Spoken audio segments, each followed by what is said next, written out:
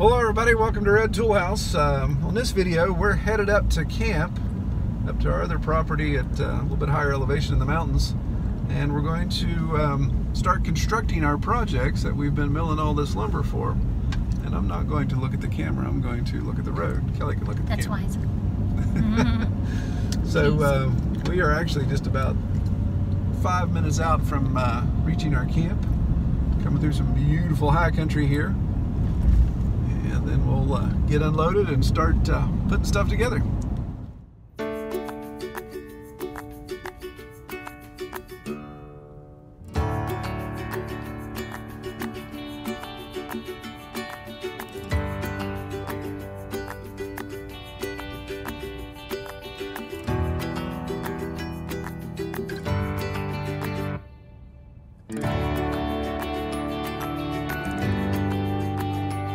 Well, alright, so we're here at camp, and for those of you that don't know what this is all about, I'll link to a video here that talks about when we bought this property last year, 2-acre tract here.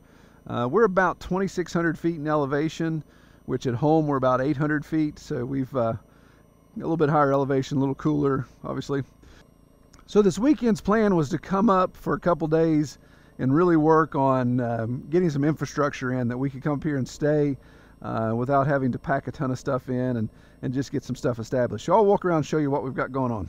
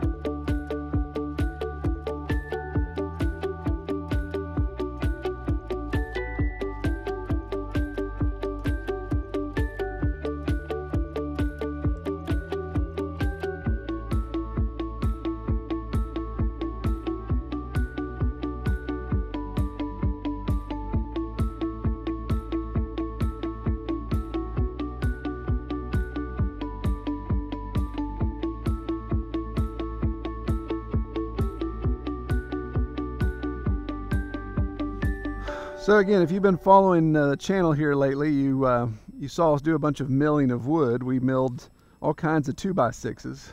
There's one left over in the back of the trailer there. Milled a whole bunch of 2x6s for the concept of building a deck. We wanted the 2x6s to be the deck platform. I wanted a real heavy-duty deck top because those stupid 5/4 boards you get at the box stores are junk. So we wanted to mill our own. So this weekend, in between rainstorms, we built a 10 by 20 foot deck.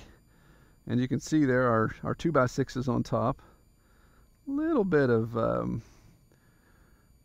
variety in the thicknesses there, but that's just that's part of it.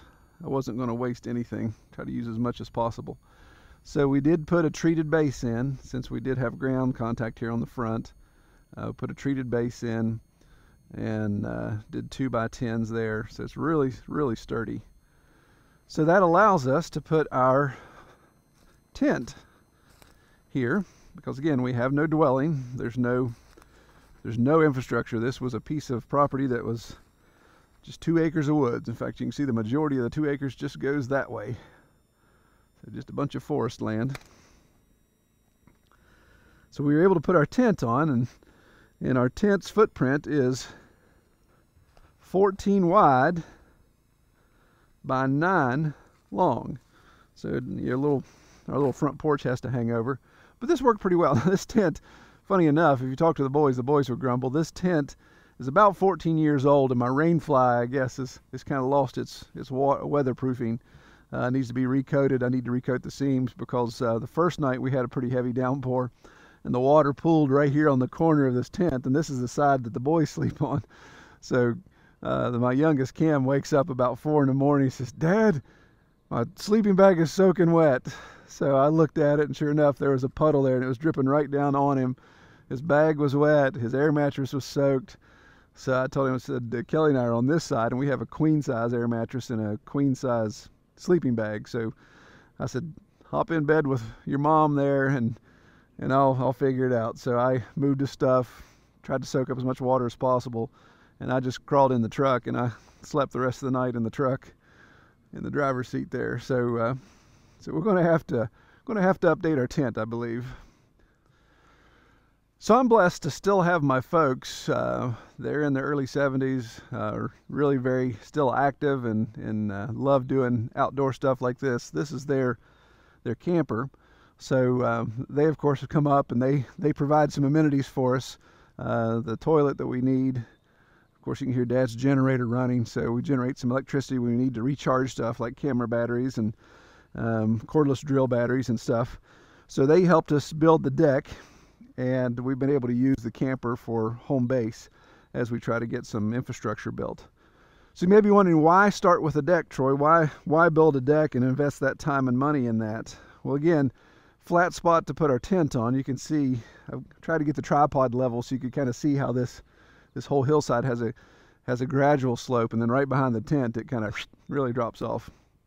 So this is a little bit what we would call West Virginia flat, but really obviously wanted a level spot to put the tent dry above ground. But if you notice, this deck we didn't put down with permanent attachments. We didn't set footers. We didn't do posts down in the ground with concrete or anything like that, because eventually I want to be able to build an off-grid cabin in this area, and I may want to move it one way or the other. So we wanted to build the deck that if we needed to pick it up and move it, then we wouldn't have to be cutting out permanent fixtures and things. It's about a 2.5 to 3 hour drive from Red Tool House to the camp here. So I transported our deck boards that we milled in our trailer, but we bought the rest of the material once we got up here. There's a little lumber store just in town, about 10 miles out. So we were able to buy our treated, we bought our cinder blocks, brought those all in, and really had a good team effort. All 6 of us worked on it. Kelly and Mom cut our boards to length as Dad and I screwed our deck boards down. So once we got our frame built, leveled up, we were able to put our deck boards in, and it was really beat the clock with the rain. We got to the last 4 or 5 rows of boards there. Pretty good storm was coming in, so we had the easy up canopy right here, so Kelly and Mom could saw and keep the generator underneath the cover so it wouldn't get wet. But yeah, this worked out really well, and it's super sturdy. Again, not permanently attached to the ground, but being made out of 2x10 with 2x6 decking, it's not going anywhere. So we like the rigidity of that. Now what I'll do, some of this poplar is still green. We'll let it dry out, and I'll probably be up in another month or so, and we'll put a finish. We'll put some sort of protectant on that wood so it doesn't rot out as fast. Well, another project we were able to get started and get to a good stopping point this weekend was setting our IBC tote for our vermi-composting toilet system. Now, I haven't really talked about this yet, so I'm a little bit a cart before the horse in showing this to you, but this is something I've been researching. There's examples out on the internet that you can look at. So if you're interested, you can Google, make sure you include vermi. So it's vermi-composting, not just a composting toilet, it's vermi-composting. So this actually works as a filtration system, a composting bin for your worms, and it's going to handle the material that we produce, the fecal load that we create, hopefully, and allow us to have a nice closed loop system that takes care of the digestion of our fecal material, breaks down wood chips, turns that into human manure that many years on down the road that we may have to deal with. There's some really good studies and I'm going to share those. And also going to design, we'll do some videos in the future here of designing what we're going to build. So we're kind of tucked here in the corner. To get your bearings, the deck is that way. Mom and Dad's camper's right over here. So this is kind of the back corner of our flat area before it breaks over the hill. Right here to my back, it really drops off. So we're going to build an elevated platform here that will house our toilet, a sink, shower, and some storage, those type of things. So it'll be a small building that's elevated. So it'll be able to gravity feed into the top of this tank, and we'll detail it. We'll have rain catchment for water and all those. But we'll detail that. I'm going to show you the design. We'll actually sit down in front of the computer, design that out, so you can see what that's going to look like, and then hopefully get that constructed this year.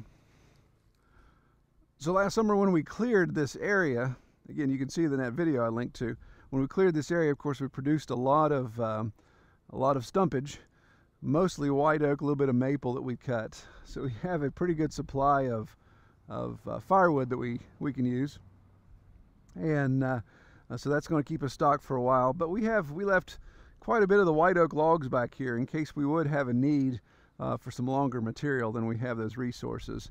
Again, being with 2 acres, we're literally on probably not even 1/8 of an acre here that we've cleared, and the rest of the 2 acres is all wooded behind us. So we do have resources to pull from. Do we have a need for more wood or more open land? The flat actually continues out and bowls down, and then there's a nice little point back here that we could do something with if need be. But we have access to resources if we need it. And the beauty is we're actually on a county road, so we don't have to have a lot of road maintenance to worry about. So what's interesting, as I mentioned, we're about 2,600, 2,700 feet in elevation, and as we've been excavating around here, we've been finding these rocks kind of scattered throughout. At first we thought, hey, somebody must have had a structure here, but as we look at it more, it's not man-made. It's definitely natural formation, but it's an aggregate. It's a sedimentary type aggregate. And we're on top of a mountain on a ridge, and I don't know if the camera's picking that up, but a lot of smooth creek stone. So obviously this was a riverbed or a bottom of something, a body of water. But you see that's scattered throughout. When we were digging the vermi-composting toilet pit, we dug through about 6 inches of this stuff first. And again, it was very loose, so it wasn't like it was a big deal to go through. But as we got down past that, we got into some pretty sandy soil, some sandy clay mix, and then down about 30 inches we hit hard pan clay. So it's an interesting soil type around here. Makes it interesting, definitely different than what we have back at Red Tool House. Well, as we continue on this season, this summer season, where we'd be up here at camp, we'll continue to document this, be playing with some solar possibly. Definitely doing a lot of rain catchment so we can have water. We don't have access to a well up here. Some of the people that have property on either side talk about how even deep wells around here aren't producing well at all. So we're definitely going to rely on some rain catchment for the water that we need. And we'll document all that. All right, take care, everybody.